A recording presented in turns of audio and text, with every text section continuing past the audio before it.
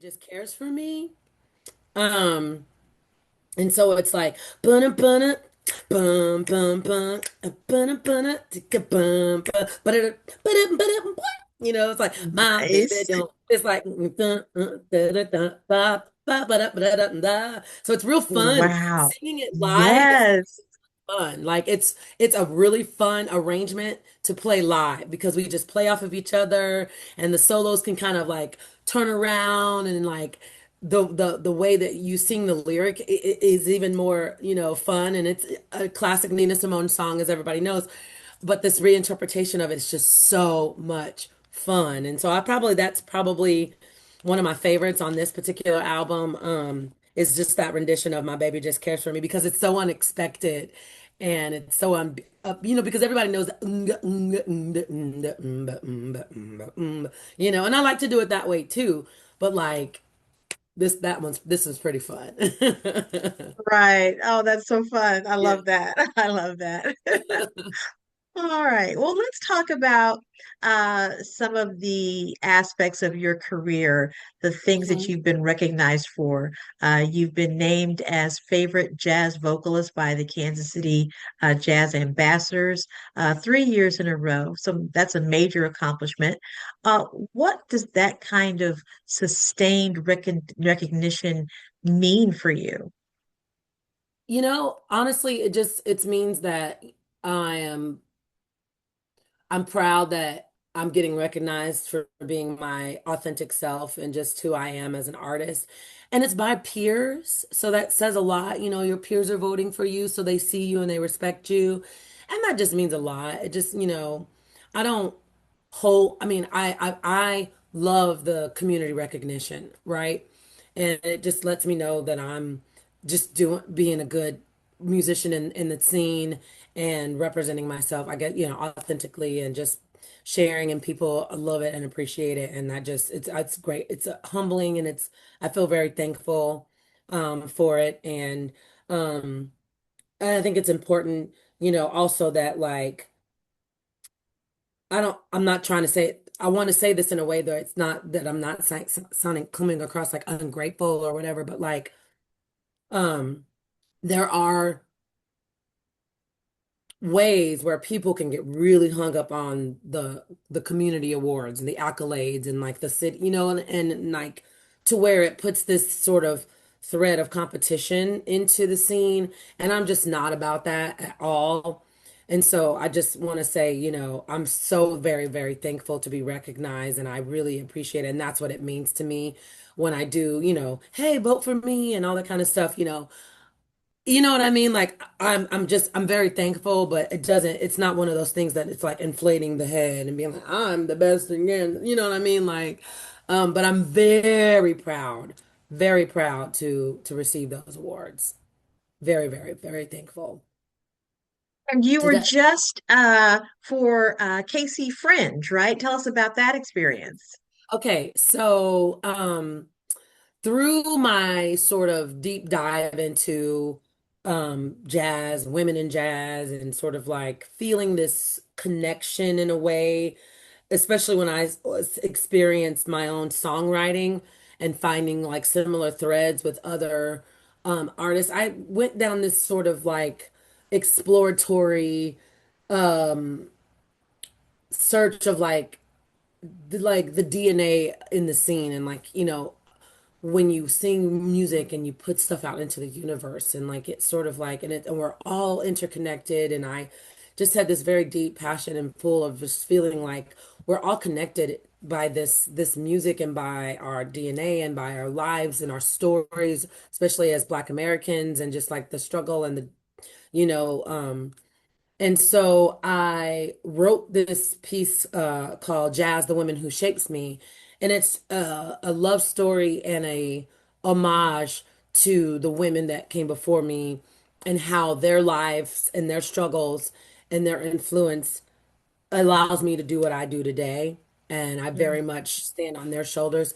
So I wrote this story and I tell the stories of Bessie Smith, Irene Reid, Ella Fitzgerald, Sarah Vaughn, Billie Holiday, Nancy Wilson, Etta James, not in that order. And I tell their story through video and voiceover, and then I actually come out and I perform as each lady. And this is where I get to put on my actor hat and my mimic hat, and like, and I get to sort of embody them. And so I wrote this show and I first debuted it in 2023 as a 2-hour show. And then I knew about the Fringe Festival in Kansas City, which is a creative arts festival for actors, comedians, artists. And you can apply to be a part of this 7-day festival and present your show. I had to truncate it down to an hour, and which was very hard because there's costume changes, there's editing that needed to be done. And so I was selected to have my show be shown at Fringe. I was at Music Theater Heritage for a week. I had 5 shows, and then if you do well and you sell the most tickets, you get the prize of best of venue, which you get a 6th show, and I actually won that. So I was able to, through reviews and through ticket sales, I got the best of venue, which has allotted me a lot of opportunities, and it got a lot of eyes on this, and it's really grown this into this educational show that I want to present at colleges and universities, organizations that for whether it Black History Month, Women in History Month, Jazz History Month, Women in Jazz Month, or whatever, just as this really cool educational sort of learning show that we can then have a talk back and about it. And so that's what Fringe was for me, and it was a really great chance to workshop and fine tune and repackage this show into something that I am currently selling now, and to organizations to bring to so it was a really great opportunity. I'm so thankful that I had the opportunity to do that, and now I have this really cool show. Nice. Very nice. Yeah. Wow. So, and if you ever decide to produce that for video on demand, we'd love to have it on Favy Night TV. Yes. Now, you also have used the power of your voice in other ways. You went to the G20 summit in 2023. You also do voiceover work. Aside from singing, how important is it for individuals to really tap into the power of their voice, and how do you use it outside of on stage? Hmm. Um, well, when I decided to take the leap and go full on entrepreneur and work for myself, I had been doing a lot of different things. Being a creative and entertainer, I've done theater, I do voiceover work, and so I'm able to use those um, other avenues to sustain my career. And then I've just, excuse me, through relationships. The great Deborah Brown reached out to me with this opportunity to go to the G20 summit. The entertainment group reached out to her and asked her if she knew anyone, and she, bless her heart, recommended me. And so I had to submit my information to them, who I was, what I do, music and things like that, and they selected me. That was one of the caveats that sort of changed my mentality also, and how to approach, what I do in my career, because I just saw the world from a different perspective. And Yeah. I met so many people from around the world that were pretty much just like me, but from different countries, speak different languages, different religions, different spiritualities, and we all connected through music. And it was the most beautiful experience I've probably ever had as an artist. Um, and then to take it a step further, I'm very passionate about um keeping jazz alive, especially in the city of Kansas City, where it's the birthplace of bebop. And it was a step on the way in the progression of the history of jazz. And it's very important to me to try to keep it alive in the city. So that's one big thing about authenticity as a jazz artist, singing this music, bringing up other young artists, whether it be through mentorships or through jazz jams, or through my show like Women Jazz, Women Who Shape Me, Hmm. advocating on different organizations, being a part of Kansas City Jazz Ambassadors, and just trying to represent Kansas City across the country and across the world, keeping the legacy of jazz alive. And so, just being a part of different organizations, being invited to speak on panels, traveling internationally, creating programs, things like that. It's just very important to me to sort of give back in that way, sharing my gifts, sharing my talent, sharing my time. Um, Doing Yeah, voiceover work, working with Visit KC, working with UNESCO Creative Cities, working with Kansas City Jazz Ambassadors, just a bunch of different things that I try to do to, just advocate and educate and share the love. absolutely. Yeah. Absolutely. And, you know, what's really important about what you just said is that, Kansas City has a great, great history of music, but we're not in LA and we're not in Right. New York. We're not in those sectors of business of the entertainment industry. How do you see how do you see the industry in Kansas City evolving?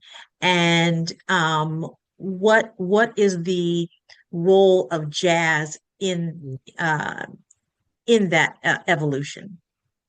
Well, it's definitely changed. When I first came on the scene, there were a lot of jazz venues, a lot of people working, vocalists singing, jazz specific music. And that sort of dynamic has changed a little bit. It's shifted as tastes have changed, as clubs of ownerships have changed, have come and gone, as social media has become more prevalent, as um, that instant sort of satisfaction, gratification have come into play, as people have become more creative and more collaborative. And there are still um, a small handful of clubs that may have a jazz night or two, but are not like Mhm. centrally focused specifically on jazz. And there's a big resurgence of sort of like gospel R&B artists that are, now working in the club scene and doing the sort of R&B soul fusion kind of music.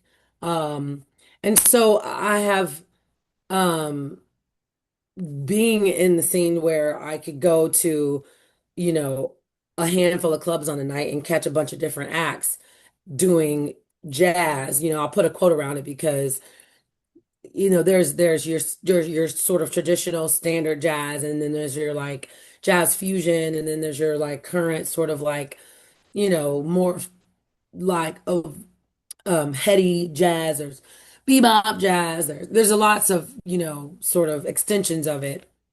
And and it's definitely sort of changed in the scene. But I've also grown as an artist, and I've also, sort of branched out outside of the scene too. So, being traveling and things like that. So I would say that it's very creative and collaborative right now. There's a lot of other sort of types of music being made. Jazz is still here, and we're still known for it, and there's still opportunities to play, and there's still a lot of people working. I will say there's not like you go to Paris and there's jazz clubs everywhere. Yeah, Like, you know what I mean? And it's just not that way here. I think it's sort of ever changing and ever evolving. And I think we're in that sort of figuring it back out and maybe coming back around transition period right now. So, I work where I can, and I choose to not work some places, and I choose to do certain gigs just because I know what I want to do as an artist. And, there's a push and a pull with audiences on what they're coming out for and what they're supporting. And, and there has been an element of this sort of competitiveness introduced into the scene that I'm just not a big fan of.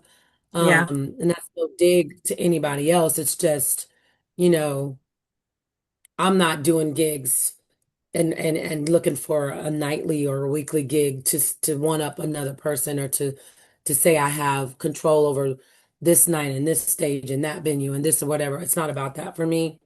I want people to come out and have an experience and enjoy it, and like really understand, jazz music and why I do what I do, and love it, and I still get those opportunities to do it. It's just a little few and far between, and I'm okay with that. So I don't know if I answered your question, and no, you did.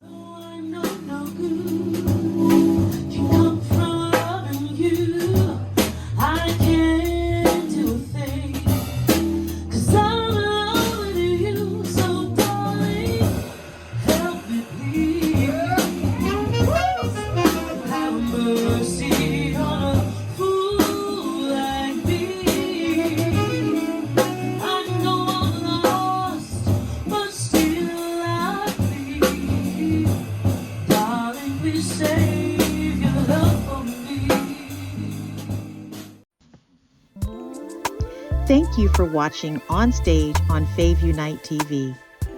If you're new to Fave Unite TV and you enjoyed what you saw, please leave a comment below, give us a thumbs up, and share it with your friends. If you'd like to see more content from Fave Unite TV, go ahead and subscribe. We're here for Black stories and Black storytellers. We're showcasing the culture on Fave Unite TV.